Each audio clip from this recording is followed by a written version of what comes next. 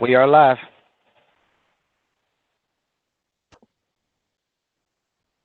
All right. Good afternoon, and welcome to the Metro Atlanta Affordable Housing Recent Announcements Lunch and Learn, sponsored by MARTA. My name is Jacob Ballo. I serve as Senior Director of Transit-Oriented Development and Real Estate at MARTA. We greatly appreciate everyone who is with us today to learn about the recent City of Atlanta and MARTA affordable housing announcements. I want to personally thank Robbie Ash, one of our MARTA board members, for attending the session, and other MARTA board members that may also be on. While this is a very important topic, we intend for the discussion to be rather informal in order to foster the most discussion and learning amongst us all. Before we get into the Q&A discussion with our speakers, I'd like to share a little bit about MARTA's affordable housing efforts and the journey that brought us here. In 2010, the MARTA board adopted an affordable housing policy that requires 20% of residential rental units at MARTA's TODs to be affordable to those earning 60 to 80% of the Metro Atlanta area median income, and for sale units affordable to those earning 80 to 100% of the AMI. In November 2019, the MARTA board approved the release of mixed income housing TOD requests for proposals for stations it owns in federal opportunity zones. Those stations are the Bankhead Station, 5 Points, Vine City, Ashby, H.E. Holmes, West End, and Lakewood, Fort McPherson. The development potential includes the possibility of 900 affordable units for persons earning 80 to 120% of the median household income by zip code, which is a very important distinction. This allows MARTA to deliver the housing affordability desired by the communities in which its stations reside. The total of all affordable housing units completed, under construction, in negotiation, in procurement, or in planning is 1,730 units at MARTA. And this pipeline needs some serious mission-oriented capital to meet our affordability goals. This new development pipeline, Debbie Frank, my colleague and the director of transit-oriented development at MARTA, were concerned about the housing finance complexity to move these projects forward. And we began exploratory discussions with financial institutions, housing investors, housing advocates, as well as our local jurisdictional partners around the capitalization of these projects. Morgan Stanley was the only group which brought up the preservation of existing affordable housing units. This was interesting to us because while there was no need for this type of capital at MARTA, at least directly into the ground up projects we were working on, we understood that given the long gestation period of new developments and our overarching desire to be strong community partners, that this effort that National Equity Fund and Morgan Stanley suggested had serious positive multiplier effects for those residents and patrons that live around our stations. We believe this is a fantastic tool, the Morgan Stanley and NEF Fund, as well as the efforts of the City of Atlanta to continue to put us on a path of success. Just for clarity, MARTA is not contributing any money into the fund, nor are we receiving any money from the fund, as we don't have any projects that are at risk of affordability. When the press release came out, we did not realize that the City of Atlanta was also releasing its press release on its bond program. But we were excited that we're here to talk about both efforts today.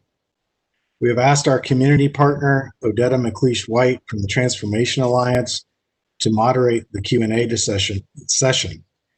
I have a particular soft spot for Odetta. She was part of my interview process in order to secure the job at MARTA, and she does so much to support various community efforts in our region.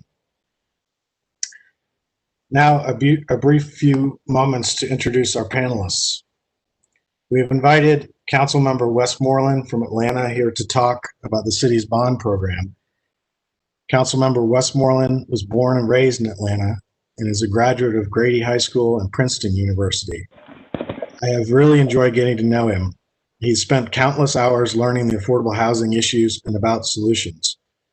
We have actually walked through financial models together, literally cell by cell. And to his credit, he wanted to understand why the subsidy and what types of subsidies could be available in order to make affordable housing a reality in the city.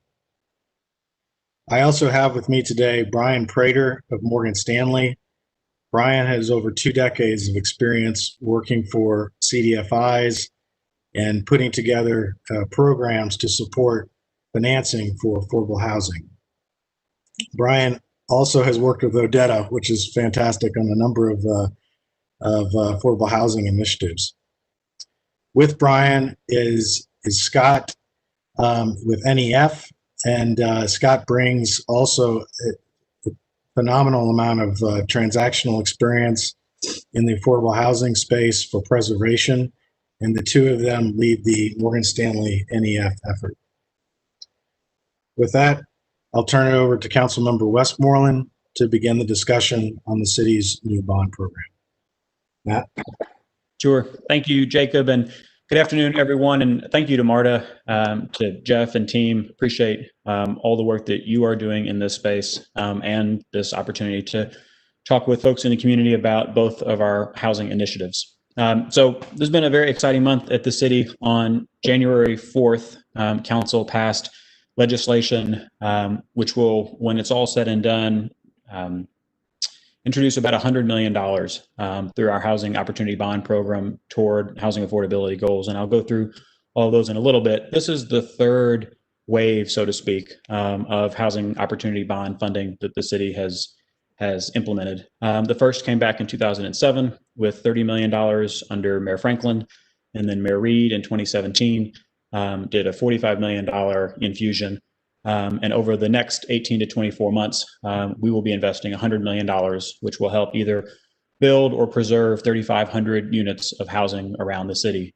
There is a slide that I believe is up for you to see now that shows you how that $100 million will be invested in the city in the coming months and years, whether it's through the preservation or construction of multifamily units. We've got a pretty significant owner-occupied rehab program, which are deferred loans that will allow us to make investments in 1,500 homes of seniors or residents in underserved communities, veterans, folks who are disabled, whether it's roofing or plumbing or electrical or HVAC, so that they can make needed repairs at their home and then stay in their home and not have to sell it, so that they and their families can continue to build generational wealth through home ownership. We have a really important piece of this is around land and property acquisition. The city of Atlanta has hundreds of acres, whether through its own entity or with our partner organizations like Invest Atlanta and the Atlanta Beltline or Atlanta Housing. But as we have seen over the last 6 or 7 years, land is becoming incredibly expensive in the city and will only become more so in the future. And so going out and acquiring strategic pieces of land will enable us to keep affordability on that land permanent, and it'll enable us and our partner organizations to set those affordability levels rather than having to work with developers. One of the things we heard loud and clear from some folks on this call and others in the community was the importance of increasing the amount of money that we set aside just for our nonprofit organizations. In each of the last 2 housing bond programs, 10% was set aside just for nonprofits who have a history of being able to build deeper and longer term affordability. There was a request to increase that, which we have done, up to 15% for this latest program. And then the last thing I want to touch on is in each of the last 2 iterations of our Housing Opportunity Bond Program, Invest Atlanta has been our lead organizer, and that will remain true in this effort as well. Nonprofit developers, for-profit developers, our quasi-government agencies will all look to Invest Atlanta, which will be responsible for dispersing these funds and preserving or building these 3,500 units over the next couple of years. What is different in this instance is a partnership that we have developed with JP Morgan Chase in light of the budget constraints that so many governments are feeling around COVID-19, and have entered into an agreement with them that will allow us to spend the first $50 million of this initiative while paying them incredibly low interest rates. And so we will be able to start putting money out into the field in the coming weeks, which is very exciting. And then as we put ourselves on more solid footing as it relates to city revenue and city finances coming out of the pandemic, we will then issue $100 million in long-term bonds, pay back the line of credit that we received from JP Morgan Chase, and then use the balance of those dollars to finish the program. So I'm very excited that we are at this point. It was a long time coming. Those of you who are familiar with the House ATL initiative that met for much of 2018 came out with recommendations in the fall of 2018 that was followed by the mayor's housing plan that came out in June of 2019. Both of those called for a great many different proposals and initiatives and policy changes, but one of them was the expansion of the Housing Opportunity Bond Program. And I am very excited that this initiative passed council unanimously on January 4th and was signed by the mayor a week later. I'm excited about what we'll be able to do and what resources we'll be bringing into this conversation. And even more excited to learn about the efforts near our transit stations. It's hard to say where affordable units are more needed than directly next to our transit stations. And so I am really excited about the partnership that we're going to be learning more about in a second. Look forward to figuring out how the city may be able to partner in that work, and appreciate all of you for all that you do.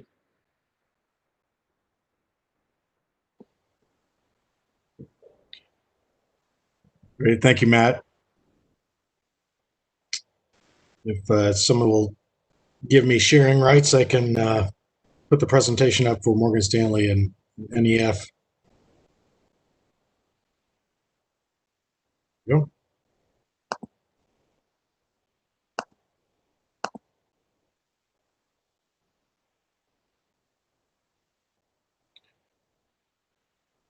Brian, if you'd go ahead and begin.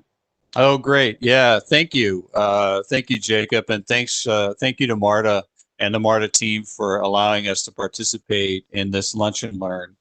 Couple things. I'm here with my partner, Scott Ziegler from the National Equity Fund, and we do this work nationally. And we're also the point folks for the work in Atlanta. Before we talk a little bit more about the tool, brief introductions of ourselves. As Jacob said, I'm with Morgan Stanley's Community Development Finance Group. And we're not a huge group. There's about 20 of us around the country. We're a small, mission-driven team. We do three things primarily: affordable housing, and that's new construction and investing in the low-income housing tax credit program, construction lending, the preservation work, which we're going to be talking about here, CDFIs, community development financial institutions, working with them, and then we have a small business platform. Also, as Jacob mentioned, a lot of us, even though we're a small team, we have a lot of experience. We've been, doing this. We won't date ourselves, or we've been doing this for a very long time. And I, had the pleasure of working with Odetta and the Transformation Alliance when I was, at the Low Income Investment Fund for about a decade before I joined Morgan Stanley. So great experience and great work that they're doing. Morgan Stanley, because we are a small team, one of the things we do, we really collaborate. We're collaborators. We work with on-the-ground partners, just a constellation of CDFIs, syndicators like NEF, et cetera, around the country. So we provide the investing, and they provide some of the on-the-ground work for us. And that's been a great model for us. And that's the one that, of course, we're using with this program and tool too. With that, I'll turn it over to Scott. Do you want to talk a little bit about the National Equity Fund? Thanks, Brian, and I also want to thank Jacob and the Marta team for involving us in this great effort to help provide preservation financing for the city of Atlanta and the tenants around the Marta stops. As Jacob and Brian mentioned, I'm with National Equity Fund. National Equity Fund is the manager of the preservation funds that we collaborate with Morgan Stanley on. We've been doing this for about 6 years, as Brian mentioned, throughout the country, and we're very excited to have this specific initiative with MARTA and the City of Atlanta. NEF is a very mission-driven organization. We collaborate with our financing partners to create and preserve affordable housing throughout the country. We are a diverse company with vast experience and knowledge to support these efforts. We are a nonprofit formed in 1987, a subsidiary of Local Initiative Support Corporation, which some of you may know them or may know them as LISC.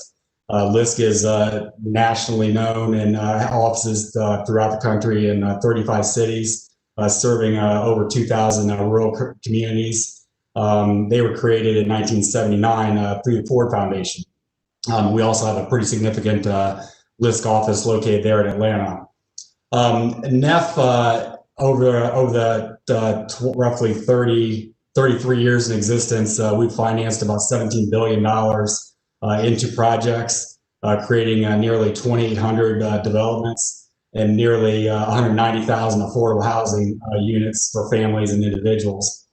With that, I'll turn it back over to Brian. Great. Thanks, Scott. And one of the things I wanted to say, I'm getting, hopefully others echo. Great. Thank you. That's terrific. So one of the things I wanted to say before we got into the specifics of the Atlanta initiative and the tool that we have here is to talk a little bit about why we do the work and why we think it's so important. You know, as Scott mentioned and I did, Morgan Stanley and NEF have a deep partnership that goes back decades and really around the low-income housing tax credit program in building and constructing new affordable housing. And one of the things that we noticed as we were doing this work, where there were a lot of affordable housing properties that were coming onto the market, and you know, you can build affordable housing and create new supply, which is needed and important, et cetera. But it's also really important to make sure that the affordable housing that you have around your stops in your communities are also preserved. And you know, if these properties go onto the market, and a couple different ways it could go. You could get some mission-driven nonprofits and for-profits that acquire the properties, preserve the affordability, increase the resident services, and provide a great experience for the tenants. You know, or they could go to more of a market rate type player, and rents could be increased, and there could be opportunities for displacement and such of folks that have lived in some of these buildings for a very long time, which is what we don't want. And so one of the things we wanted to do was create a tool for those mission-driven for-profits and nonprofit developers, so that a quick bridge-like tool, so they could have acquisition financing and move pretty quickly when these properties came onto the market. So even the playing field a bit, and so that they had access to good, quick, cheap capital to go out there and compete for some of these properties where, you know, in neighborhoods that, you know, where amenities are increasing like transit, et cetera, you know, some of the values and such of those properties can increase pretty significantly. And so there'll be competition for them. And so we wanted to make sure that, you know, we were doing our part in creating tools for some of the folks, the mission-driven sponsors that we work with. I would say, you know, we have been doing this for 6 years. The last couple years, we've noticed a definite uptick in the interest in the tools like this that we've had. We've done about 460 million or so over each of the last 2 years of this tool, of using this tool across the country nationally. Preserved 17,000 units, and that's equal to about $1.4 billion worth of financing. And you know, we at Morgan Stanley, and I know, and Scott can speak to this at NEF, we're very committed to this work. It's very important work. And we want to be as flexible and as good partners as, you know, as we can. You know, with that, Scott, do you want to talk a little bit about the fund and some of the specifics? Yeah, thanks, Brian. As Brian mentioned, we've been doing this for some time, and we financed quite a bit of volume and a number of deals over the 6 years we've been working together. So we're really taking the existing platform that we've already got in place and with some minor modifications, bringing it to this Greater Atlanta Fund to facilitate around the MARTA stops. So what this what this can be used for is Jake, if you go back to that slide we were just on. Yeah, so I'm talking about those last 3 bullet points there. So what the uses of our fund can be is purchase of existing affordable housing projects at risk of losing affordable requirements. And oftentimes, some of these projects aren't really at risk of losing affordability. They're coming out of their tax credit compliance period. And oftentimes those deals have extended use periods. So we will finance those deals that have 30 years of extended use on the end of that tax credit compliance period. So that is okay also.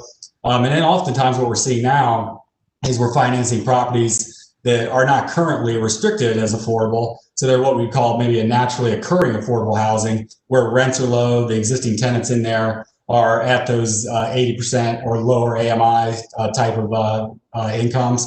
So what we'll do on those is step in with a nonprofit or a mission-driven for-profit sponsor and put restrictions on those. So maybe if the market does start to turn around and rents start to drive up, those tenants and those units aren't at risk of being converted to market rate, and those rents are stabilized at affordable levels. And those are the 2 sort of purchase options. Outside of that, if you've got an existing property, maybe it's a tax credit property, you want to buy your existing limited partner out, maybe, or just refinance existing debt, we can also provide financing for that. Jacob, if you can go to the next slide then, please. Thank you. What the general structure is, so let me run through that. It is a bridge product. So we're not a permanent lender. We'll offer a bridge period financing up to a 7-year term to get you to that longer term recapitalization. And the reason the bridge structure is important, it allows flexibility to get in, understand the asset, maybe restabilize it to some extent with your operations. And as Brian mentioned, we can offer a quick execution. We typically close, we say 60 days or less. Oftentimes our deals are 45 days to closing. And in some cases, we can do a 30-day closing once we're getting some familiarity with our sponsors and they know our process. Our targeted loan size, we mentioned $5 to $50 million here. Really, that's sort of the sweet spot, but we go higher, we go lower. We've done loans as small as $800,000 and as large as in the mid $70 million range. The structure of the financing, I think, is very unique. It's non-recourse, which I think is critical to our sponsors. Even though it's non-recourse and we're focused on the asset as collateral for our loan, and we don't have guarantees from our sponsors, sponsorship does matter. As Brian and I both mentioned throughout this, we're both, Morgan Stanley and National Equity Fund, are very mission-driven. We want our sponsors to be mission-driven also. So we're not out there mass marketing this fund, and we haven't mass marketed it at any point in time over the 6 years. So sponsorship is critical for us. We want to make sure we're all aligned on what we want to do with these assets going forward. We can also, if you're buying a property or maybe you're buying out a limited partner, we can finance some limited capital expenditures depending on what the needs of that property are. Maybe as a sponsor, you understand that in order to best suit your tenants, you've got to go in there and clean up the kitchens, do some basic capital expenditures. We can finance that also. Along with the non-recourse, I think the other thing that's been very interesting, or really driving our volume for our sponsors, is we go very high in the capital stack. We'll go up to 97, 98% of the total capital stack, which really limits the amount of capital our sponsors have to come out of pocket with, allowing them more flexibility to step into these projects and then maybe have capital to get into other projects that don't fit our initiative. It might need more capital out of their pocket. Like I mentioned earlier, it's up to a 7-year term. It is fixed rate financing for that term of the loan. So we're locking you in at closing to a rate ranging from 3.7 up to 5.4%, depending on that loan to cost ratio. The higher you go in that capital stack, the higher the rate, of course. Our payment structure, I think, is also pretty flexible. It's interest only. based on the 70% portion of the loan.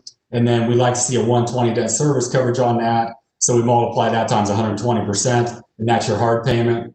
And then any remaining payments are soft and made through a cash flow sweep. And typically our loans, that cash flow sweep, because we're going so high in the capital stack, it does not cover the total the carry of the interest. So there's typically an accrual of interest that is paid off at loan repayment. And that's our general structure.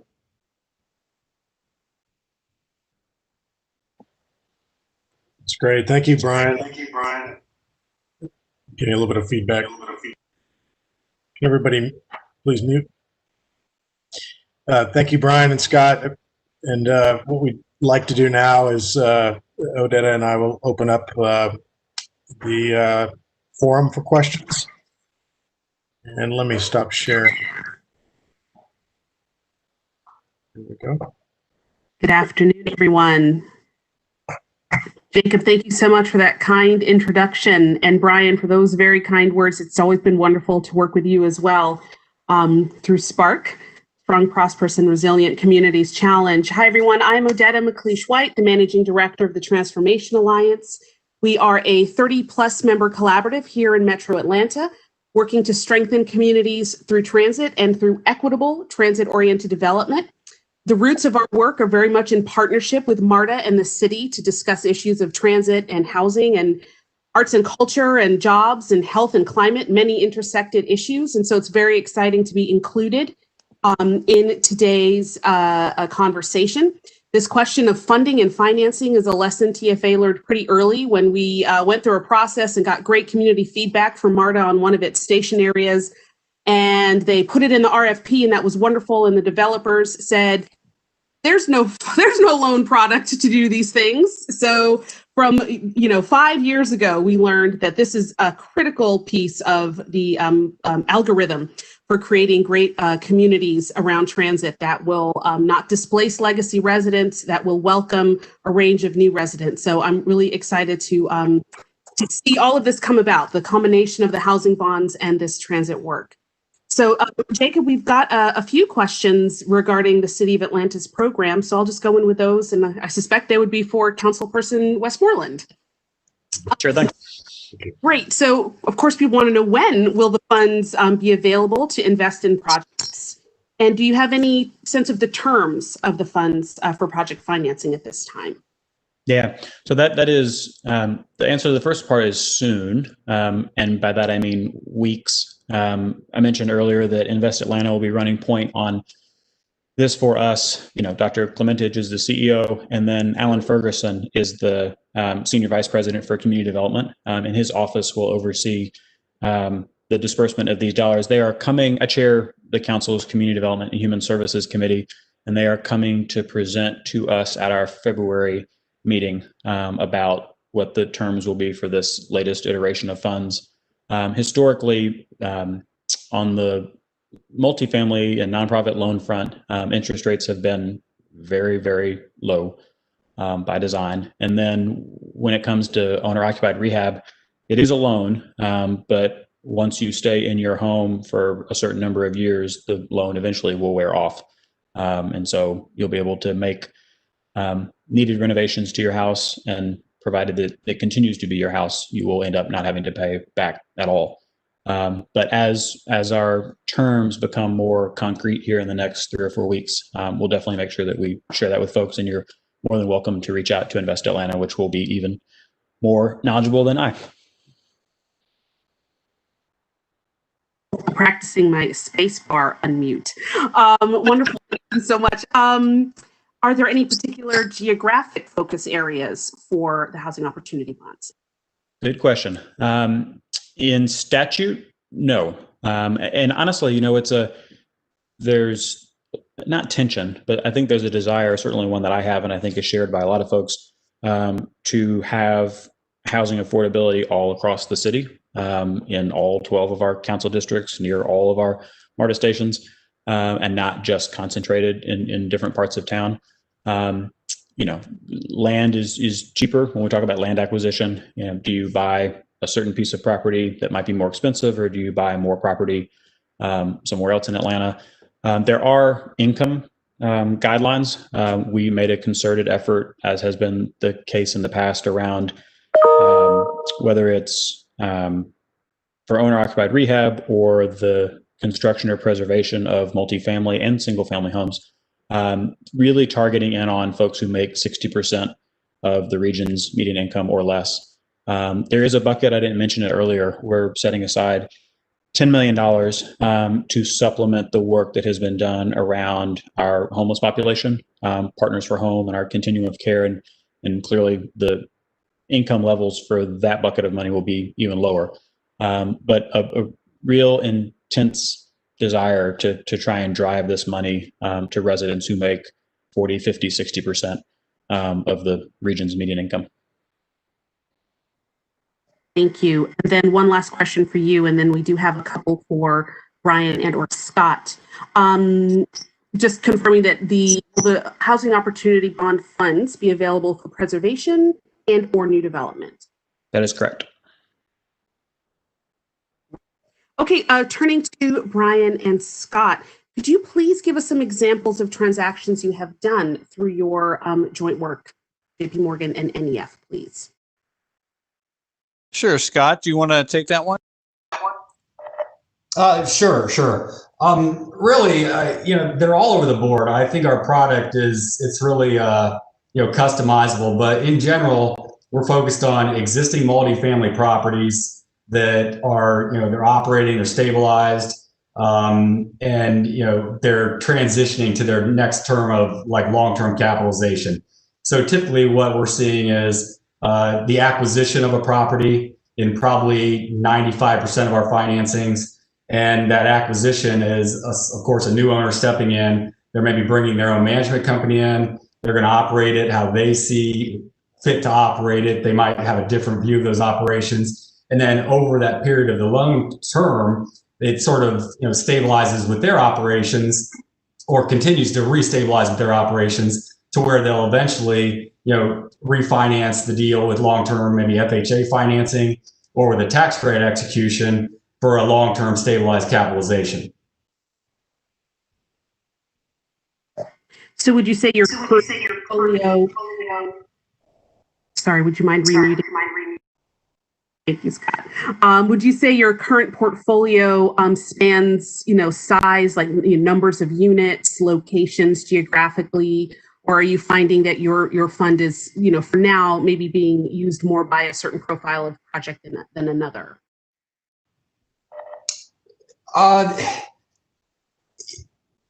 I guess we financed about 100 properties in 20 different states. So we're not geographically focused. We go where our sponsors find deals. So we see it more of, we're not out seeing a project and then trying to find a person to step in and buy that property. As I said when I talked earlier, we are very focused on sponsorship. So I think once we find the right sponsors, and they understand our program, they continue to come back to us and reuse this program. Now, the types of projects, again, they're existing affordable typically. In some cases, they're naturally occurring affordable. And some are seniors, some are family. But it's been about 17,000 units that we've financed in those 100 properties. Great, thank you. And you may have addressed this before, but we just want to be clear that this funding can be used alongside other affordable housing finance tools through Invest Atlanta and LIHTC.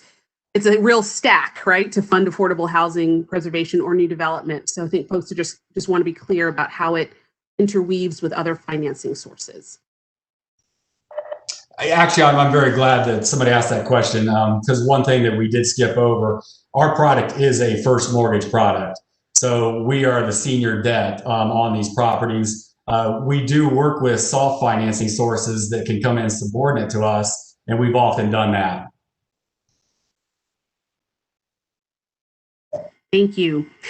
Brian would be disappointed in me if I didn't ask this question. I'm going to take moderator. A big goal of Transformation Alliance is, of course, racial equity and being an advocate for policies and projects and products that are very intentional in protecting African-American neighborhoods, reflecting the challenges specific to person of color-led developers or nonprofit developers.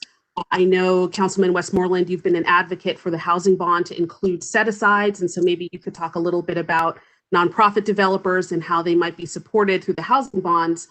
And TFA has really benefited from Southface as a partner in an equity evaluation tool that looks at projects on a project-based basis to see how the design and elements of the project, as well as the community engagement, are helping to reflect racial equity and community engagement. So I'm just curious, Stanley Morgan and NEF, are storied providers of financing. How are you all including thoughts about racial equity and using your tools to specifically support the capacity of either nonprofits or person of color-led developers? Maybe Councilman Westmoreland, you could talk first about the bonds.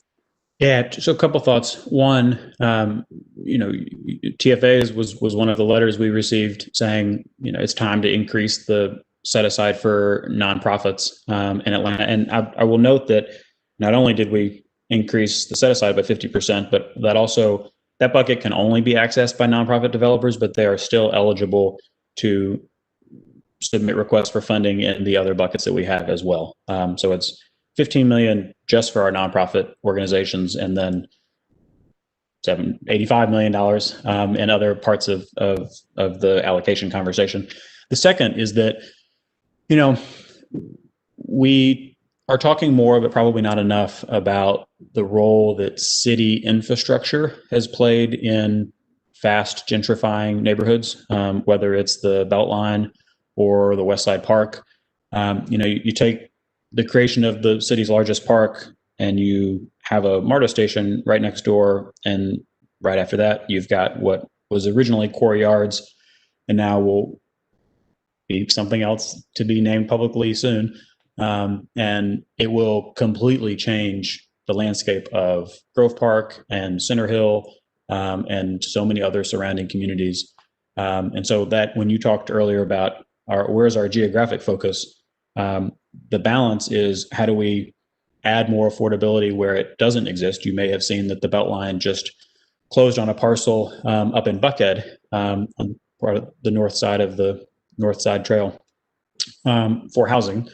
And then at the same time, as we look at neighborhoods from Oakland City to the West End to Westview, back up to Grove Park and beyond, how are we targeting our $100 million to help legacy residents stay in their communities and enjoy these new amenities, be it a park or a trail or a grocery store or a restaurant that haven't been there historically. And now that they are coming, the cost of living in those neighborhoods is increasing rapidly. And then I'll close with one final thought. We can't build our way out of our affordability challenges. Resources like whether it's the city's $100 million or this other $100 million are really important. At the end of the day, it's a question about making sure residents are educated and skilled and prepared and have access to jobs that pay living wages. And that is the other piece of the Invest Atlanta conversation and the Middle Wage Jobs Fund that we created a couple months ago with a bucket of money specifically to connect Atlanta residents in underserved communities to jobs that pay $40,000, $50,000, $60,000, $70,000, especially those jobs that don't require a college degree. And so infusion of dollars like this is important. It's not going to solve the whole problem. We have to make sure that whether it's APS or WorkSource Atlanta are doing its part to make sure that our residents are prepared for jobs that will pay the wage to allow them to live in changing communities. Thank you. And if you'll hang on, because we did get a viewer, speaking of problem solving, kind of a viewer fact profile I want to put before you. This person has noted property tax increase is a big problem as a single family landlord, someone who wants to work with a renter, an elderly renter. And so they are just wondering what could be done to help that profile. They own the home, the landlord. Property tax increase is certainly part of that cost of living increase that you're just talking about as gentrification and displacement happens. Any thoughts you could share now about places they should start to look or folks they should start to reach out to that specific problem? Yeah, that is a really good question. A couple thoughts. One is the city Mayor Bottoms used some of the money that we received from the Gulch transaction to establish a citywide anti-displacement tax program that will go towards helping fund people's freezing their property taxes so that they aren't displaced through rising values. I don't think that's the best long-term solution. I think there needs to be a policy solution so that we're not spending precious dollars for that purpose. That requires a conversation at the state, which sets all tax policy and has taxing authority. The city a couple of years ago did come under the an edict went out from the General Assembly that said that the City of Atlanta property taxes can't actually go up by more than 2.6% a year. That's not, it doesn't include your school taxes and your county taxes. The city's actually rolled back its millage rate for each of the last 10 or 11 years so that people's city property taxes actually haven't gone up in a decade. I used to serve on the school board, and while we kept the millage rate the same for those 4 years, it is true that as your property got more expensive, so too did your tax bill. So I'm very sensitive to that concern, and it needs to be a conversation of folks from the city and the school system, which accounts for 50% of your property tax bill, and then the county, and ultimately it'll be people at the state who actually bring it into law. So it's a multifaceted conversation, but you're the third person to ask me about that today. So I know it is on the mind of a lot of folks. It is on people's minds. And I believe the Beltline also has. It does. That's right. Yep. That's right. Part of the capital campaign for the Beltline Partnership, which is the nonprofit arm, includes a legacy anti-displacement fund as well. Great. Thank you. The last question that I see for now is just a request for some contact information, which I'm sure Brian and Scott can send out as part of the link to the recording, or if they if there's a way to put it in a chat or to share it on the YouTube. I think that's how folks are watching this now. But I think I'm refreshing, and I don't see any other questions at this time. So I would probably turn it back over to Jacob. Fantastic. Thank you, Odetta. Greatly appreciate you being part of this, and sincerely appreciate your equitable TOD efforts with us. I think we're making some good progress. Just as a closing, just want to thank everybody for participating and thank everyone for the great work that the city is doing, and you know, applaud Invest Atlanta and the mayor for continuing to push forward a number of programs which are making significant progress in the city in terms of affordable housing and anti-displacement. So I do want to say that the Morgan Stanley and NEF product is for rail stations in all of our jurisdictions, and you know, we did want to highlight the City of Atlanta's activity as of late and celebrate it as well. And but did want to make clear that MARTA is working with our other jurisdictions on affordable housing and their objectives as well. But greatly appreciate Brian, Scott, you participating, and of course Councilmember Westmoreland, and look forward to continuing this great work. Thanks, guys. All right, thank you all. Thanks for having us. Thanks for everything.